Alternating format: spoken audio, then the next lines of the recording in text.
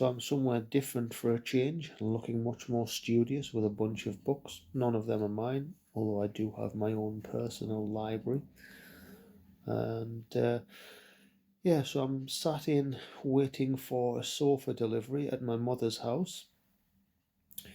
And while I'm doing that, I thought, well, I'll film somewhere different for a change. Yesterday was a pretty decent day, busy one. Obviously, taking the stuff to Sunderland, then came home, quick sort out, and then back out to Newcastle. And I was watching Alex in her shared residency, so that was really good. I enjoyed that. Brilliant actors. There was I forget the name of the second piece, but they were all fantastic, really good. We have such a wealth of talent in the northeast, and it's a shame that we're not getting more out of it and kind of sharing that on a wider kind of platform. But that's one of the things that we're trying to change, and I think we can. So that's something. I also run into my lecturers, Johnny B and Katie. So that was great because I'd not met Katie up to this point, and I'd been looking forward to meeting her. And yeah, so it was nice to just catch up with Johnny. And it's great to see lecturers who are actively doing the thing that they're teaching rather than just doing it academically, which is all fine, but you need people who are steeped in it. And there's no question that Johnny is absolutely steeped in what he does. I have a lot of respect for him. And so yeah, it was a good day yesterday. And today is creative writing at about 3 o'clock. And then after that, we have the Devil's Stone kind of premiere and screening for the cast and crew. Now, I wasn't on that, but I know people, a lot of the people who were, so I asked if I could go along, and Dean very kindly made space for me, so thank you to him. And I hope everyone goes to check out the Devil's Stone, which is an interesting story based on the rocks in Crook.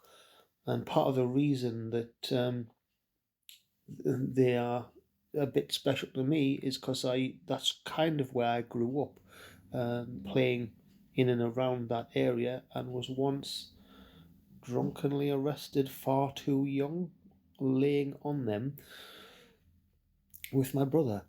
So it's great that I can kind of go along and see them in a film. To be fair, I kind of wanted to put them in a film myself at some point, but that's not to say that I won't.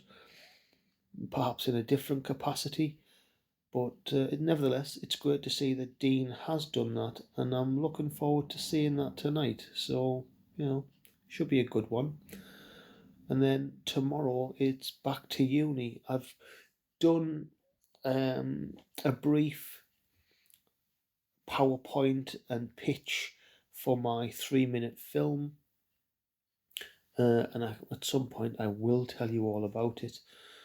But basically, it takes place in a liminal space, like a dark void that's outside of time. Kind of thinking of the dark void was inspired by Mandalay, Lars von Trier, and Under the Skin. I forget who did that one, and also Stranger Things, where Eleven has those psychic visions in a black void. Mine doesn't have the reflective surface or any of the water or anything like that. It is simply just a black void, more similar to Mandalay in some ways. And the tagline for that is did matter create life or vice versa? Or consciousness, sorry, did matter create consciousness or vice versa? Um, which is an interesting concept because I don't think we really definitely know the answer to that. And in there are um, themes of, well, what would I say? The themes are, I suppose it's still difficult to definitely nail that down, if I'm being perfectly honest. I'll have to think a bit more deeply on that. But it's kind of a study of